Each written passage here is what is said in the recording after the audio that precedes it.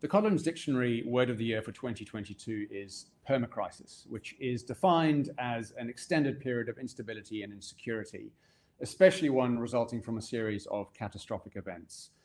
And this is a concept that has gained traction both in public discourse as well as in the security and risk worlds. We hear about it being spoken about a lot. There's increasing conversation and time being devoted to exploring the idea of how we can best meet the challenges that our organizations and our businesses face in this new era of permacrisis. But I think that while the word permacrisis and the discourse around it can be useful to get boardroom attention to the challenges that our businesses face, as security and risk professionals, it's worth just stepping back slightly and objectively considering and maybe challenging whether or not we are in a new era of permacrisis. Are we living in a new world in which crises occur more frequently and they perhaps have a greater impact on our organization? Because I think this is in many ways an extension of an idea that also started to gain traction in the mid-2010s to 2014, 15, 16, around that sort of period, that we're living in a more dangerous world as well. So I think we should just actually explore that a little bit more and consider whether or not this is actually true.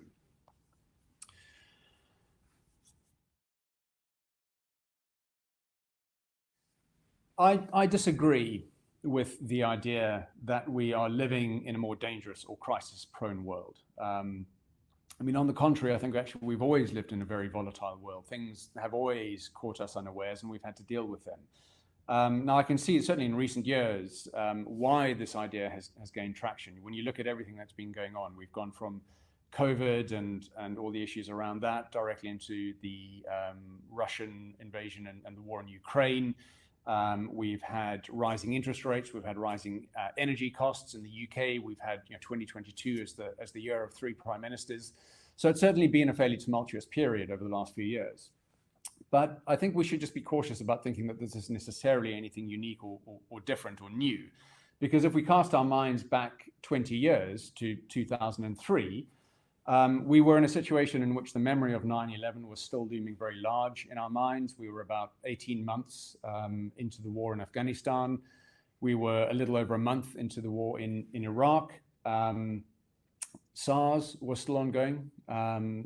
We were getting to the end of the Second Congo War, which had directly impacted or directly involved 9 African states, 3.8 million people killed in that conflict. The Kivu conflict hadn't yet started.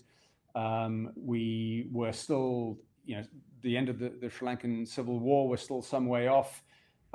We were congratulating ourselves for getting out of the dot-com bubble that burst in 2001. We were coming back from that and investing in mortgage-backed securities, which clearly ended with catastrophic events or certainly very spectacular events in 2007, 2008. We had the Madrid bombings still in the future in 2004, London bombings in 2005, Mumbai bombings in 2008. So we were still in a very volatile period. There were a large number of disruptive events happening. We still had the Indian Ocean tsunami in 2004 from a sort of natural disaster standpoint, Hurricane Katrina in 2005. So we still had a very rocky road to get out of the decade. And then, of course, we entered the next decade with Deepwater Horizon. The peak European sovereign debt was sort of at the beginning part of the decade. We had the Arab Spring, of course, starting in 2011. So getting the decade off to a flying start. So, you can really look back at any period in history, go into the 70s, or certainly in modern history, go back to the 70s, we had the oil crisis, the Iranian Revolution, the rise of the Khmer Rouge, the 20th century's worst cyclone disaster in the form of the Bowler cyclone, or even pick a particular year, 1968 saw the Hong Kong flu, mass protests across Europe, the assassination of Martin Luther King, the US was embroiled in Vietnam. So you can look at any decade, any year, any period in modern history, and you'll find a preponderance of disruptive events. So if we're not necessarily living in a world of increased crises, what has changed? Well, I think there are 3 things in particular that have changed in recent years. The first is immediacy. That began really with the rise of rolling 24-hour news, needing to fill news channels, and increasing our awareness of particular events, starting to dominate our cycle because they were always on television. And that then saw really the rise of social media and the smartphone. So we're now living in a world in which an estimated 86% of the world's population has a smartphone. So that effectively means 86% of the world can take pictures, can take videos, can send messages either directly or post them on social media platforms, and then broadcast that information to the world. So that means that we now have the capacity to be more aware of events than probably at any time in human history. And so we should be wary, therefore, of the perception that we live in a more crisis-prone world simply because we have that greater awareness of what's going on in the world.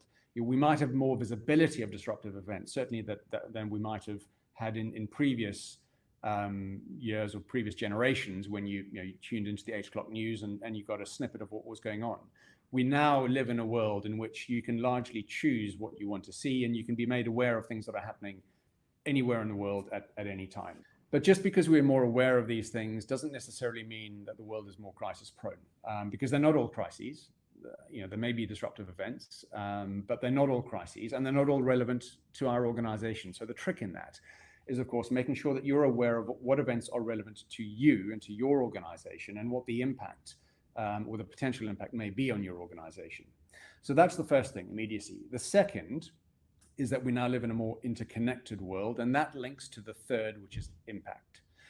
The sense of optimism that pervaded certainly the Western world after the fall of the Cold War, 89 into the 90s, Francis Fukuyama's idea of the end of history, that we were going to be entering a period of increasing peace because we were going to see more parliamentary democracies emerging, and therefore there was going to be a commensurate growth of the democratic peace dividend. So the idea that democracies don't go to war with each other, I think perhaps led to a number of organizations, a large number of companies entering markets in which they certainly saw opportunity, but perhaps weren't fully aware of the potential risks in those markets. And so when they were faced with disruptive events that weren't necessarily unusual in many of those markets, they weren't necessarily that well prepared to deal with them.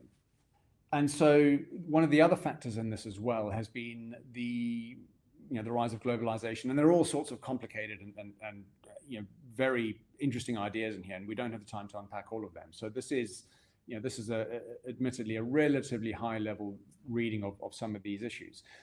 But the rise of more complicated supply chains as a result of globalization, put simply, and everything that drove that, has also meant that there is now greater impact for many of these disruptive events. The idea that a butterfly flaps its wings in Brazil and it sets off a tornado in Texas, that idea is now starting to become, I think, a little bit more of a reality, because supply chains are so complicated that something that happens on the other side of the world can have an impact ultimately on our businesses. I think the coining of the word, or it's been used for a number of years, but the rise of the word permacrisis and its increasing use in public discourse at the moment does seem to suggest that there's a growing realization that we do live in a fairly volatile world. Disruptive events happen that impact our businesses, and I think that is a good thing. That growing realization, because the reality is everyone watching this webinar, everyone listening to this, all of your businesses will experience a crisis. It's a question of when, not if. It could be tomorrow, it could be next week, could be next year, could be all of that, depending on the complexity of your global footprint. And those organizations who are best prepared and are sufficiently prepared to deal with these events will be able to ride them out with less negative impact. And in some cases actually turn the situation to their advantage, because there is often advantage in a crisis if you can manage it well, and if the markets can see you to manage that crisis well. And there have been various studies on this as well, showing the share price of organizations who have all experienced a crisis, and those who managed the crisis well ended the subsequent 12 months at a higher share price than they'd gone into the crisis with, compared to those who were perceived to have managed it poorly. So there is often opportunity in crisis as well, but you have to be resilient. Your organization has to have the right tools and the right information in order to manage those risks, and start to then see them as part of your rhythm as business as usual, rather than a series of disparate crisis disruptive events. Because we shouldn't understate the fact that we do live in a volatile world. Geopolitical risk is a big issue. The US-China relationship is probably the biggest strategic issue at the moment facing all organizations. The UK Integrated Defence Review refresh in 2023, coming out earlier this year, has China's listed as an epoch-defining challenge. So there are issues out there that we need to deal with.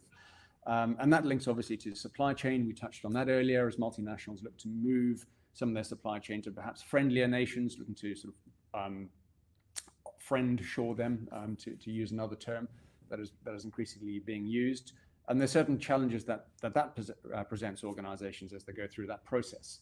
So China is obviously the biggest strategic concern, but there are other factors as well that are affecting the world. Certainly in the European context, Ukraine, Russia looms large, and tensions in the Baltic region. But there are other areas as well, Israel, Iran tensions, and wider tensions in the Middle East as well, with the sort of balance of power shifting there. India, Pakistan, North Korea, all nuclear states.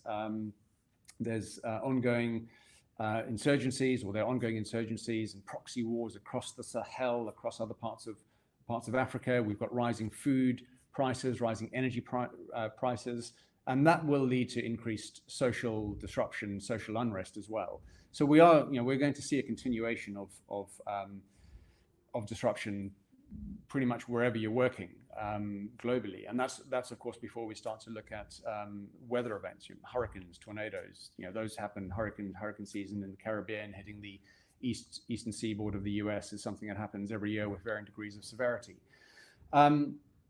So it's imperative, given how widespread many of these issues are, that organizations understand their exposure globally, that where your people are, where your assets are. And people really is the important part of that, because the assets is often a slightly easier piece to put together, because particularly if they're fixed installations, that they're not moving. So those can be perhaps more easily plotted. But having that overlaid with your people, business travelers, your international assignees, the expats who are based out in those locations with their families, the local staff, contractors, having all of that in one place, allowing you to see that, will make your life a lot easier when you start to react to these sorts of events and these incidents.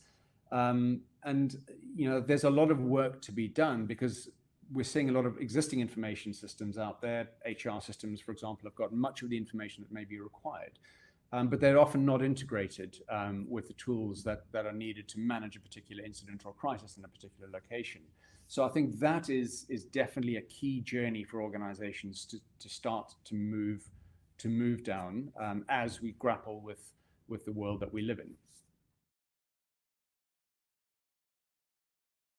So what does this mean for you if you're in charge of the security function in your organization, or you're in the risk management function, or business continuity?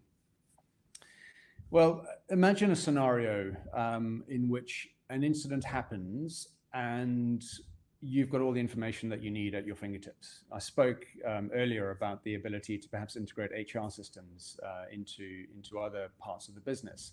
And I was talking recently to a colleague who was the crisis lead for an oil services company when the Russia-Ukraine conflict started. And they had people in Russia, and he was being asked by the business, what's our exposure? Who have we got there? He didn't have that information to hand because it was on a separate HR system. So he was having to go and speak to a different person to try and get hold of somebody in a different department in order to get that information. And I think that is really one of the key issues that organizations are grappling with at the moment. because there is a bit of a paradox in that while access to information has probably never been easier in many ways. We saw that earlier when we were discussing the idea of social media, smartphones, the ability to transmit information far more easily than at any time in human history. We're also working in organizations in which information has become increasingly atomized. And I think that is largely because while many organizations have gone through a digital transformation process, the end result in many cases has been to effectively digitize silos. And that makes getting access to the information that you need at the right time still as difficult as it has always been, and arguably in some cases even more so, because only a certain person has got authorization to access a particular system. And so that makes it more challenging when you actually need that information to get hold of it. Because information that requires a gatekeeper to get hold of it, and in order to facilitate the dissemination of it, means that your organizational response is often going to be less cohesive. And that is often compounded as well by organizations not necessarily having the right tools to manage a response to an incident or a crisis across different business units, because you're having to bring in multiple stakeholders to deal with that and to bring in their expertise to help solve the particular challenge that you may be facing. And when you consider too how work patterns have changed, increasingly organizations, certainly during the pandemic, a lot of working at home, and we've seen that as we've returned from the pandemic, that most organizations still have a degree of flexi work with people in the office, maybe 2, 3, 4 days a week. But the days of pretty much guarantee that the people you need in the office being there Monday to Friday, and therefore if a crisis happens, you can stick everybody in a room and start to manage it. Those days are gone.